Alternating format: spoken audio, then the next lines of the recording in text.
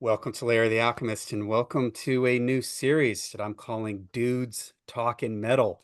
This is where we bring together some of the finest dudes out there on the internet to get together to share their hard rock and heavy metal wisdom with you. And the dudes in question today are no stranger to the lair, Butch and Tony. So, gentlemen, thank you for joining me here at the lair for our first episode Greetings. of Yeah. Dudes Talkin Metal. Thanks for Good to be having with us. you guys. All right, so the topic for today, I figure since this is the first episode, let's get to know the dudes. Let's get to know your friendly neighborhood metal dude. And the topic is what is our earliest memory of maybe experiencing metal for the first time, our earliest metal memory, or our earliest memory of heavy rock, heavy metal, heavy hard rock, our first experience with heaviness, if you will. So we're gonna go back, we're jog our memory here and share with you our early memories of experiencing heaviness for the first time. So which one of you dudes want to start here? You go Tony, ahead, you want to Tony. start? Sure. Mine was pretty much a journey. I grew up.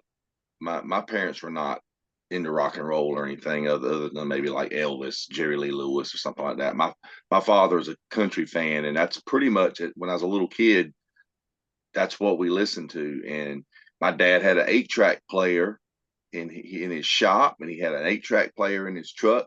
So he always had 8-track tapes around. So he bought me one when I was a little kid, maybe for Christmas or something. I had a little portable 8-track player, and I had my own little stack of tapes, whatever it was, like Merle Haggard and different ones that I heard that I like, Johnny Cash. And of course, Hee Haw was probably my favorite TV show at that time. Like I said, I was like, 4 or 5 years old, and I still watch reruns of Hee Haw on YouTube. It's awesome. But yeah, so Elvis was the rock and roll tape that I had. I remember having an Elvis tape, and I've told the story. I listened to this Elvis tape for years, loved it, and it was called like Elvis Presley's Greatest Hits. And then like sometime years later, I'm probably like 14, 15 years old, and I'm going through some stuff in the stereo in my parents' living room in the compartments, and I find that Elvis tape. I go, oh wow, here's that Elvis tape. And I never noticed when I was a kid, but in fine print it says underneath Elvis Presley's Greatest Hits, it says as performed by Ronnie McDowell. So it was an Elvis impersonator that I had listened to. So my childhood was a farce. But other than that, On a track, nonetheless. I started, my mom worked later than when I was at school. So I had a friend at school that his mother would pick him up in the afternoons. So my mother was friends with his mother. So she had me get picked up with my friend Rich, and we would go back to his house. His mom would, look after me until my mom got off to come and pick me up. Well, Rich, his mother was a music fan, and she would buy all those K-Tel records with all the hits of the day on them and stuff. And she would buy him records. And he was a fan, and he had 45 singles, and he would have, just full length records, but he was into Kiss. And he would play me Kiss records. He would play me ZZ Top. I remember him having ZZ Top Fandango, and when they would do Jailhouse Rock, and I was like, oh, I like that. That's an Elvis song. I know that. And he had like Foghat Live and just some other really cool, just heavy rock records, that were kind of on the heavy side, even though he had stuff like the Eagles and stuff like that as well. And so my dad, for doing well in school, I guess I was about 7 years old, he took me to the store, and it was actually this head shop here where I live at. It's called Tape City, and it's known as a head shop. It's and was there for years, but they sold those bootleg 8-track tapes, like the truck stop tapes that you would get with like a picture of a tree or something, and it said like country western music or something. Dad would buy his tapes from there, but they had real stuff as well. And he bought me Kiss Rock and Roll Over. This isn't the actual one, but this is a similar. It looks very similar to it. And he said, you pick out what you want. And I told the guy that I wanted a Kiss tape. And I said, I like that song, Hard Luck Woman. And the guy comes back with this. And I saw this cover and I was like, I've seen that on a guy's t-shirt at school. And this was elementary school, you know. And so I was like, yeah. So we come home and I'll never forget coming home and putting, if you're familiar with this album, it starts out with I Want You, which is a slow intro. And I remember coming home and my mom says, oh, what did you get? And I pull it out, she looks at it and I put it in the tape player and it starts off, in the morning, I raise my head, you know. Mom's like, oh, this isn't too bad. Then the power chord kicks in, bam. And she's like, oh, wow, you know. So that was a game changer in my household period there because I was bitten by the bug of metal distorted guitar, you know, or heavy rock or whatever. So that I was enamored with Kiss from then on, and I started picking up other Kiss stuff. And but I mean, there was still other bands that I liked as well. And at that time, I mean, I was into Star Wars and Dukes of Hazzard and stuff.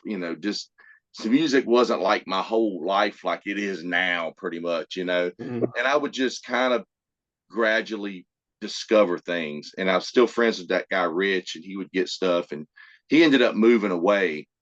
And I just remember my dad had a friend that at the Moose Lodge would change out the 45 singles in the jukebox. He'd just give them to us. And there was always some good stuff in there. This is coming into 79, 80.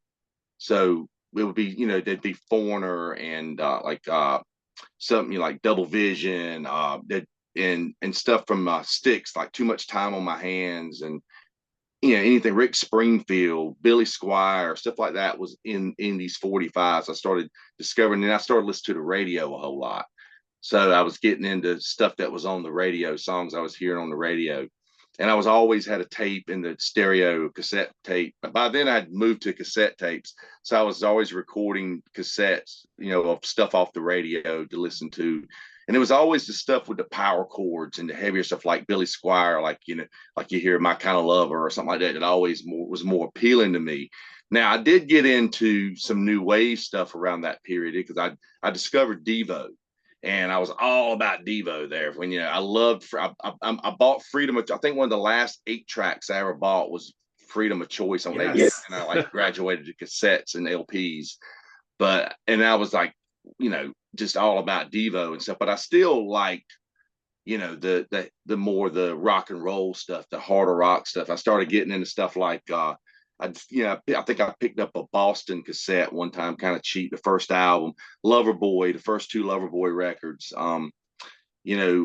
Eddie Money. I mean, he had some rocking songs and stuff. So I would just kind of gradually was getting into other stuff besides Kiss, and I still followed Kiss. I mean, I got Dynasty and Unmasked and but then I think the band that really just changed things, another game changer after Kiss for me was well actually step back for a second. I being into Devo, a guy said, well, have you heard this song Working in a Coal Mine by Devo? I was like, no, I hadn't heard it. And he's like, it's on this movie soundtrack called Heavy Metal. My brother has it. So he brings me a cassette. He recorded basically this album for me, and so I could get the Devo song. And this is the first time I ever heard Black Sabbath. And was in this Mob Rules. But I mean, as you got Billy Squire. I mean, not Billy Squire, but you got Sammy Hagar. You got Blue Oyster Cult on here. But I mean, there's other stuff in here like Stevie Nicks and Journey and Cheap Trick and stuff, as well. So that was, opened my mind to a bunch of new bands as well. And I remember speaking of Cheap Trick, I remember picking up Dynamite magazine, like a kids magazine with Cheap Trick on the cover once, like, in school back in those days in grammar school. But what I was going to say, the band that I think was the next game changer was, I remember about 1980, 81 or something, I was at the lake, and there was a game room there that these kids, older kids, hung out. They shoot pool, smoke cigarettes and stuff. And we were down there, and they always had stuff going on the jukebox and stuff. And this guy had a car. He just had his car stereo blasting. and I heard Eruption by Van Halen for the first time. And I was like, what is that? And the guy goes, that is Van Halen. It's like, wow, and it's like, then I wanted to hear some Van Halen, but I didn't really I didn't pick up Van Halen for maybe another year or so before I got my first Van Halen album. But that was a big breaking point there, was discovering Van Halen. I think the first thing that I got from Van Halen was there was a kid at school that had joined the Columbia House Record Club for and got a bunch of tapes for a penny. And we went on a field trip I think we went to King's Dominion, the amusement park, and I brought a boom box and had some cassettes and stuff we recorded off the radio. And then somehow or another, I ended up with two of his tapes that day. I got Van Halen 2 and Led Zeppelin 4. And it just kind of grew from there. So that would, Van Halen, Kiss, and Led Zeppelin, I guess, was one of those ones that really got me into discovering more in metal. And I've also, about around that same time, a guy gave me a TDK cassette. We used to hang out at the mall and go to the game room stuff. Some guy gave me a TDK cassette, and it had Blizzard of Oz on one side, Heaven and Hell on the other. So that was my full introduction to Ozzy, Dio, Sabbath, everything at once. Two great albums. I don't remember, listening to classic radio here in North Carolina. Just listening, it wasn't classic rock. It was just whatever was popular at the time. And it might be anything from, like I said, Loverboy to Survivor to pop stuff, that was pop hits and stuff at the time, like that, whoever was popular or whatever, Laura Branigan or whatever. I never remember hearing Crazy Train on the radio when I was a kid. Like it, people say it was a hit in my area of North Carolina. I don't remember it being played on like radio around that time period. But so hearing all that on that tape, hearing Blizzard of Oz and Heaven and Hell, is just like, wow, this is amazing. I got to get into this stuff. I think the first Ozzy tape that I actually bought was what was new at that time, when that was Speak of the Devil. So that got me into, that was really the first Sabbath stuff Ozzy era Sabbath stuff that I heard was on Speak of the Devil. Wow, great story. So yeah, I'm gonna stop it there so you guys can go. That was my Oh, that's great. journey. Any story that that can was over, include eight and that's tracks over in it like is 6-7 years, or any 5 years. story that can start with eight tracks. That's, Yeah. you can mix eight tracks into your story. That's Mm-hmm. awesome. All right, Butch, what's your origins of with hard rock and heavy metal?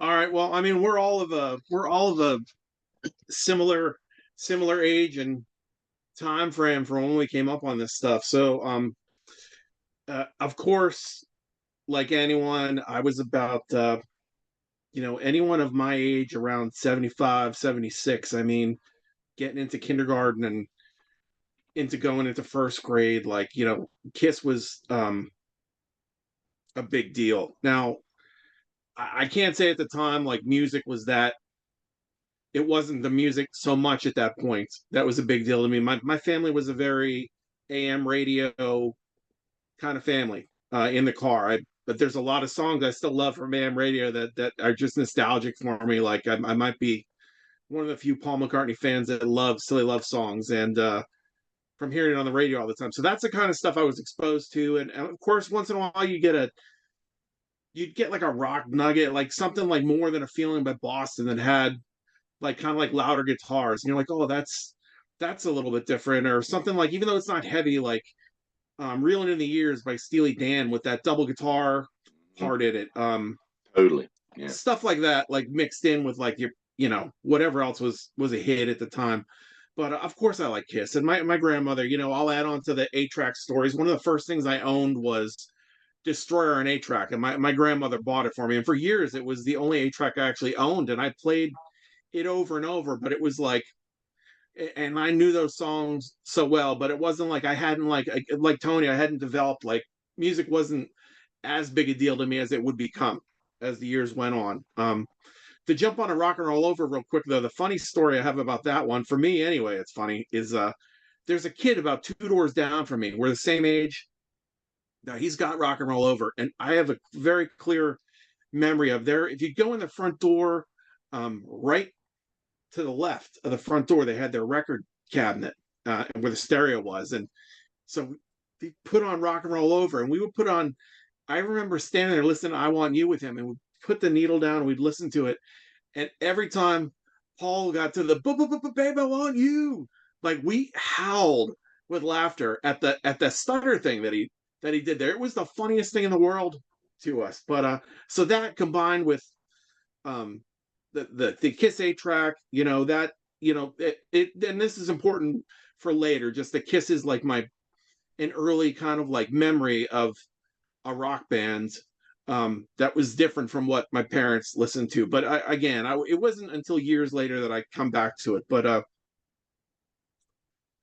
I start getting into music more heavily probably around fifth or sixth grade, and the things that tipped me off to it were first. I remember going to my mother brought us to a friend's house for dinner, and we had one of those station wagons. I was sitting in the way back, of course, with no seatbelts. And I can just remember on the radio, "We Will Rock You" by Queen came on, and this is literally the moment where something kind of like clicked in my head. Obviously, it's not the heaviest song in the world, but the drums are loud, and then when it comes to the middle part, where the guitar solo kind of thing is, it's like I was like, oh wait, I like that sound. Like that is it's louder. There's something about that, and I always point to that as kind of like the moment when I knew I liked hard rock. I didn't really, at the specific time, I just knew, oh, I really like the way that sounds. It's like different from anything I heard, and I like the way that it hit me at the time. Just the power of it and the volume of it was really cool. But so I got exposed to. We had in fifth grade we had this art teacher who was super cool. He had a record player in the art room where we did, and there was a kid in my class I was friends with. He used to let us bring, the teacher let us bring records in. So Same. Hmm. this is one of the first kids that introduced me to hard rock records because he brought in. I can't believe the teacher let him put these on, but he brought in High Voltage by AC/DC. And so I remember hearing TNT for the first time, and even where's some Can I Sit Next to You Girl is still a favorite of mine. Like She's Got Balls, like just stuff on that record, like it was just different. It was like, and it seemed like there was like a this is kind of like badass kind of thing about it at the time. It's like this is kind of like this is not something that is going to make like your parents happy. It's like this is like something that you know not everyone is into. This is really cool. Like the cool kids like this stuff. So there was that, and at the same time too, probably around 81. There was a girl that my father passed away when I was in third grade, and my mother joined a group called Parents Without Partners, and she was good friends with this woman Ronnie, who had a daughter who like would babysit my sister and I when we were younger, and Dawn's brother Donnie. Um, I remember going across the street. We were over at Dawn's grandmother's house, and across the street is another friend of my mother's named Marietta, and her son Fred and Donnie, like I guess, played in a band together at the time. Those dudes were older than me, like I think pretty close to their early 20s at that point, or late teens or something. I was still like 11, something like that. Maybe 81, probably 10 years old. So anyway, they're playing. They got Diary of a Madman on, and I was like, that was like, just hearing that, I was just like, man, this is awesome. And like I'm looking at the cover, and I'm like, honestly, like at that time, at that age, I was like freaked out by that cover. The way Ozzy looks on it, it's got the upside down cross, and Hmm. there's the little kid, and Ozzy's all bloody and ragged looking. It was a scary looking album cover, and it just the sound of that was like that's like the first like we can talk we can argue about whether bands like AC/DC and Kiss or metal, but Ozzy, I mean, that's metal, and that's probably the first like metal that I heard. And again, this was just like, I mean, hearing Over the Mountain and Flying High Again, and those two songs especially stuck with me. And this was another record that the same kid would bring in. This kid Jason brought into school as well. So, and I can still remember him telling me, coming in one day and giving me the news that Randy had, his older brother told him Randy had passed in a plane crash. And so it was like those kind of like early like AC/DC and then Ozzy like put me down on this path now. So now I'm on this path to heavy music. So now I'm to the age like it's like 1982. I'm like more into music, and I got some money in my pocket, and I'm in the record store, and I'm like, what I see Creatures of the Night on the shelf, and I'm like, I love that the cover, just looking at it, I'm like, this is cool. I like Kiss. I'm like, again, it goes back to, that they just stuck with me. So I bought that record and brought that home, and that was, it was over for me when I heard that record. I mean, AC/DC and Ozzy set it up, Queen set it up, the Kiss back in the day, but that record really just launched me into hard rock. From there, it was like, now I'm listening to Z95 and WYSP on the radio, and now I'm hearing, there's Creatures of the Night is out, and I'm loving that record. I'm playing the shit out of it, and um, so I go from there, and then Quiet Riot's Mental Health comes out, and Come On Feel the Noise, like, just that song blew me away at the time. I bought that album right away, and I played that album over and over, especially like for me, like side two with Breathless and Run for Cover. Like those songs are just like, it was just like stand by the record player, rock, and keep putting the needle back and listen to those two songs. But the whole record was killer. But it just like it was a now it's a rolling snowball at this point. You're going from Ozzy and AC/DC to Kiss, and Kiss is my favorite band, I've decided at this point. And then into Quiet Riot, and now I'm like watching MTV too, and oh, here's Looks That Kill by Motley Crue, and I'm like, oh, Shout at the Devil, one of the first cassettes that I got. I'm like, oh my god, this is killer. And then it's Rat, and then it's Black and Blue, and it's the Scorpions, and then I go see the Scorpions live on the Love It First Sting tour, first show ever. Them and Bon Jovi opened up for him at the time, and Bon Jovi was good, but the Scorpions was like mind blowing to me. I mean, the beginning of the show, drums go up, smoke's pouring out from underneath. They come running out, playing the heavy part of Coming Home. And so, once I started going to concerts, and everything just coincided. I was of concert age, and YSP started Metal Shop, and they like had the intro music from the national thing, but they did their own thing.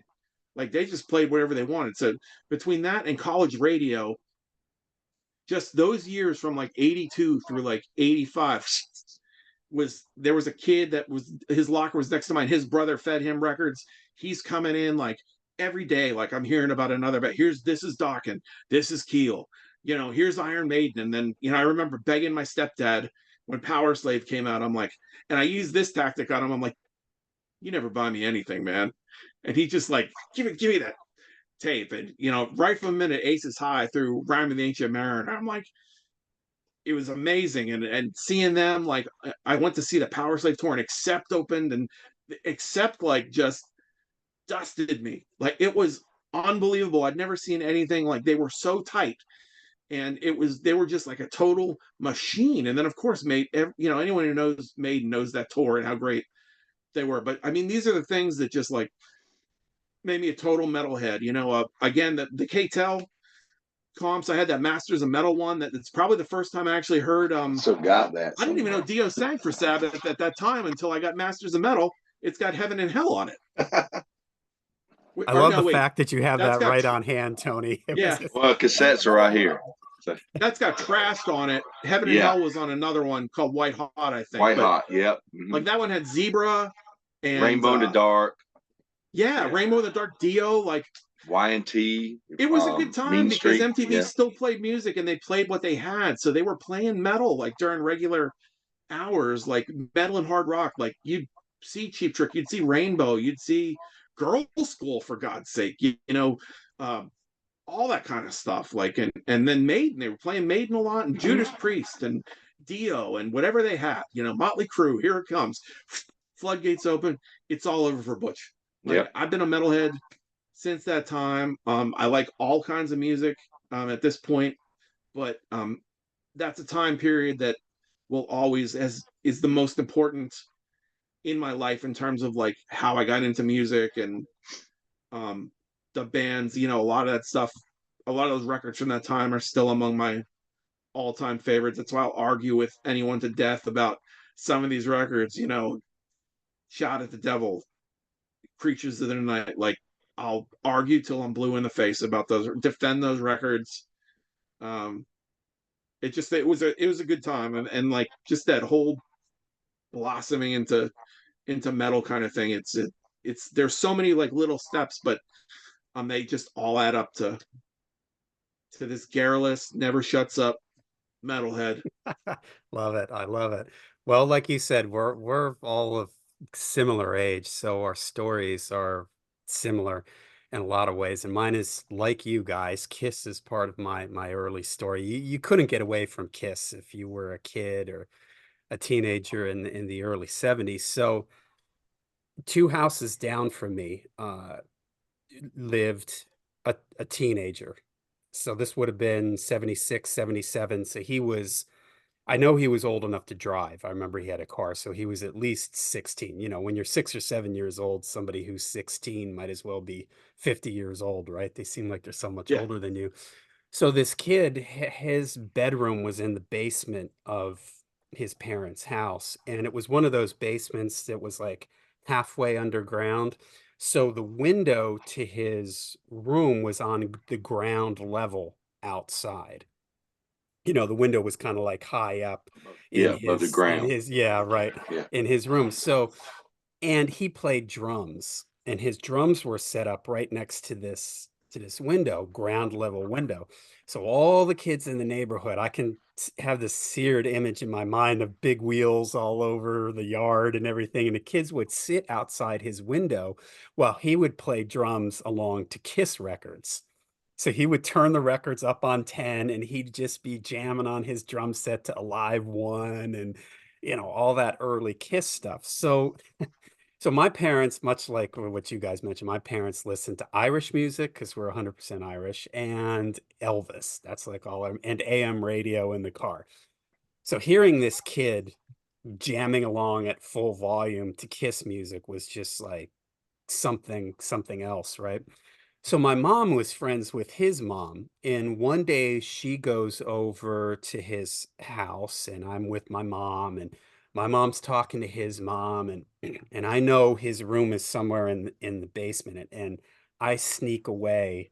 I was like, I've got to see this because this little window was kind of high up in his room, and you could only it was always dark, and everybody would fight like, let me look, everybody was trying to see inside, but it was always hard to see. So I was like, I've got to go to this kid's room.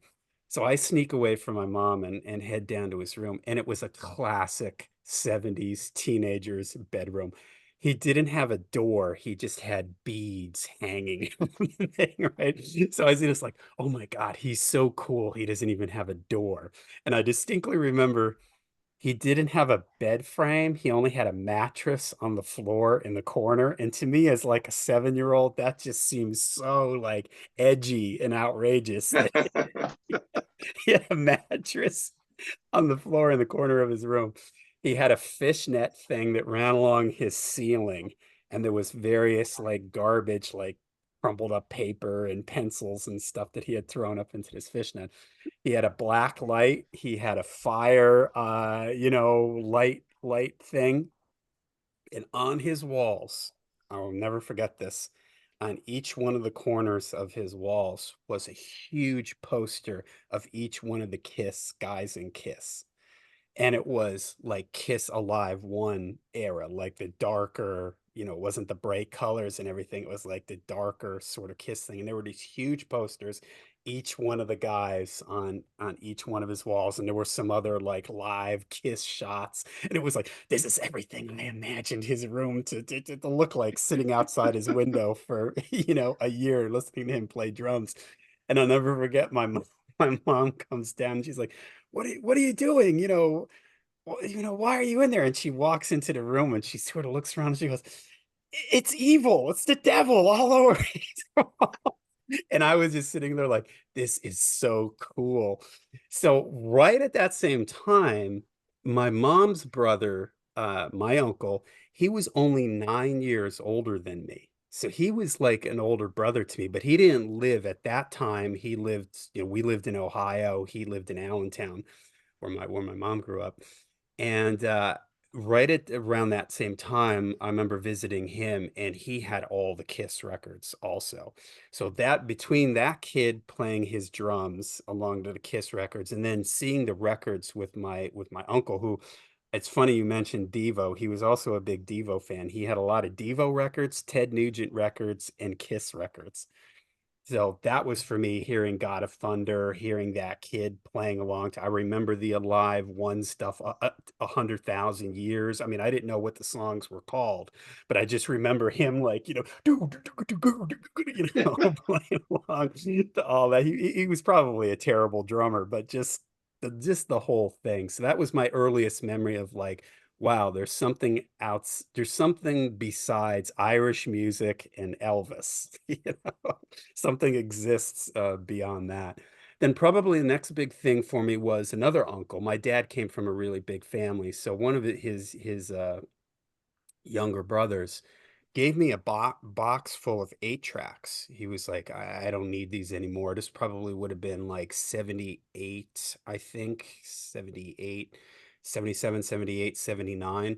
And I remember in that box, it wasn't anything too particularly heavy, but I remember Zeppelin 4 was in there, Zeppelin 2 was in there, the James Gang was in there. My love for Jethro Tull started with that box of 8 tracks because he had Aqualung and Thick as a Brick in there. Nice. Uh, so he had stuff like that. He didn't have anything too super heavy.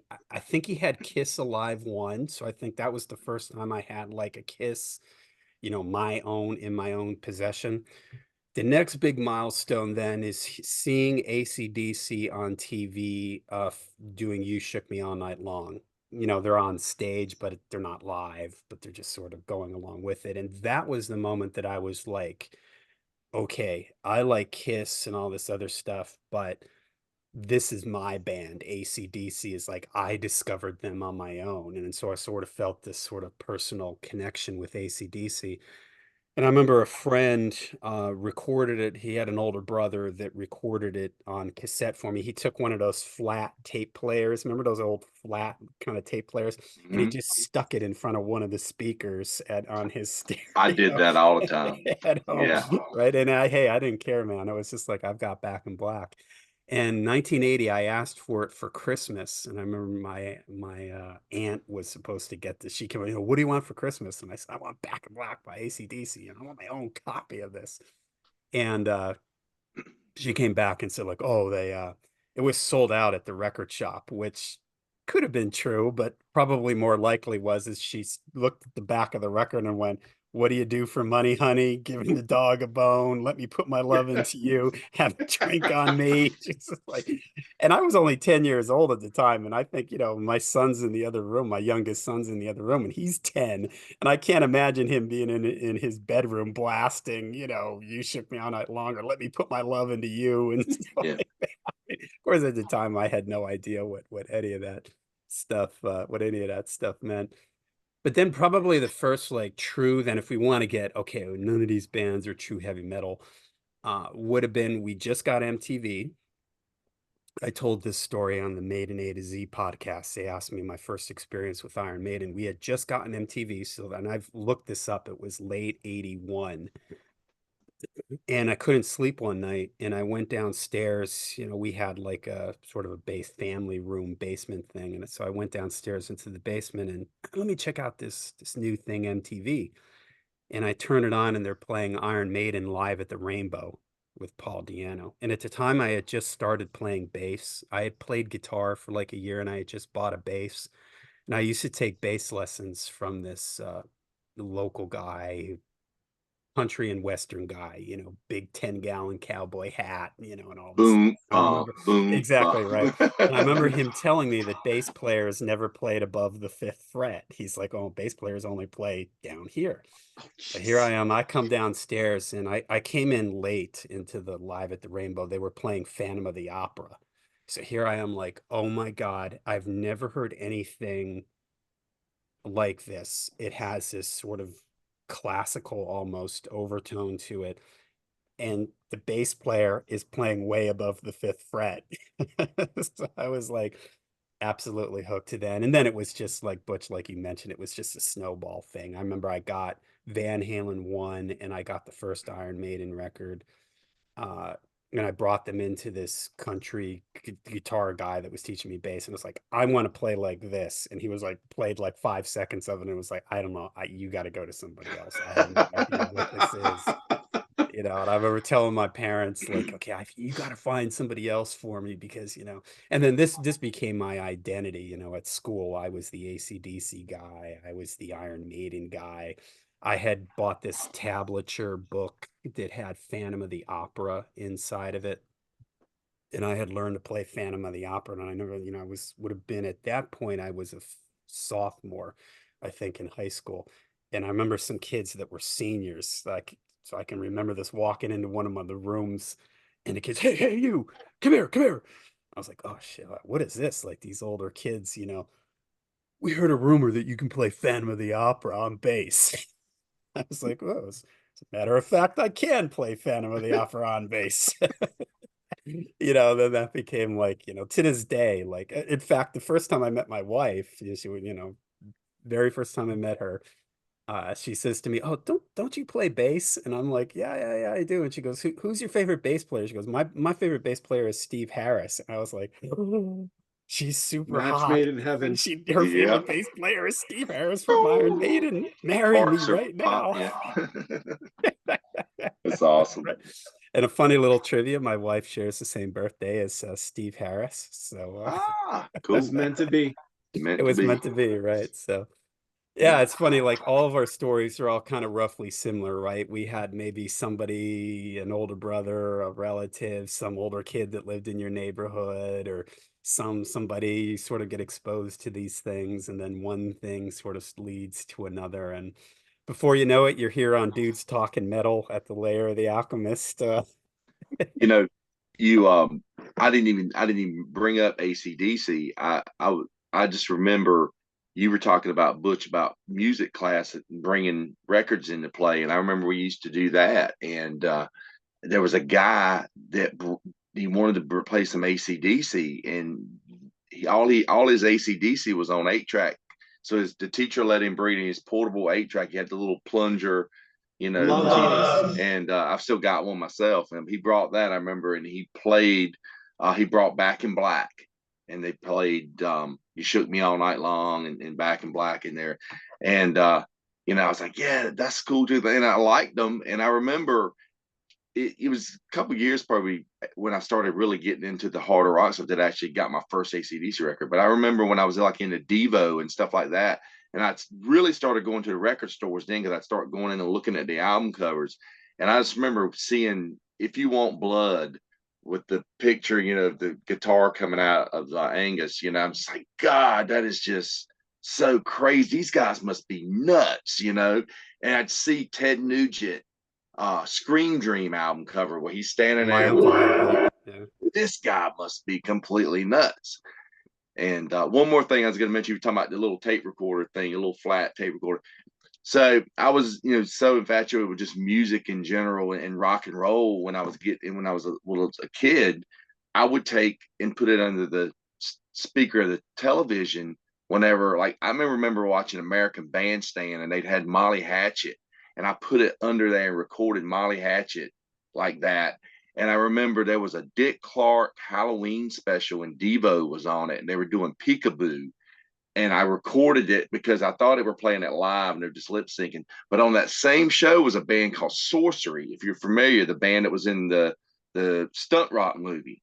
But Sorcery were on that same episode, and I was like, "Who is this band? I never heard of them." It was just, and I recorded those songs, and it just sounded like crap coming from the television. Like years later, I get that Stunt Rock movie. I think King Fowley put it out or whatever, and it had the the Dick Clark footage on it. It's like, wow, that was another like discovery, like seeing something and just totally off the wall band that you were going, when I did get into music, I started searching that band that was on Dick Clark. I mean, they got to have a record out, and it's just like years go by, like a decade or so before I ever found out that they never really released anything. They're just on that television show. Butch, you mentioned the Diary of a Madman, and this is a great story I'm going to share. So I would have been in fifth grade, and this kid comes up to me. One of my friends, his older brother was I went to a Catholic school, so it went up to eighth grade. And I've had a friend that had a brother that was in eighth grade, and his brother comes over and he's like, "All right." He goes, "You're cool. I think we'll let you see this." But a friend of mine, he's got the new Ozzy solo album, Ozzy Osbourne's new album. And at that time, I think I had heard Black Sabbath, but I like didn't really know what Ozzy looked like. I'd only seen the Paranoid album cover. So at the end of the school day, there's all these kids gathered around, and this kid's got his book bag there, right? And the eighth grader, and he's got a bunch of other eighth graders are sort of like around him. They're like pushing everybody back, like step back, everybody make room, make room. And he pulls out Blizzard of Oz, and the kid just sort of holds it above his head, and he just sort of slowly like turns around in a circle for everybody to see it. And I just remember being that same reaction, because it's very like, and here we are in a Catholic school, right? And it was like these guys like his bodyguards, like everybody be cool. Now don't make a scene, okay? And he pulls it out and he sort of slowly moves around in a circle and shows everybody, and then he puts it back in his bag, and everybody, don't you say anything about this to anybody else, and he runs away. And that was my first like time seeing Ozzy and just being like, oh my God, man, look at that. I think I might have heard, Crazy Train on the radio or something. Also, I want to shout out for me too. I think Butch, you mentioned this. College radio was a huge, huge Dude. thing for me.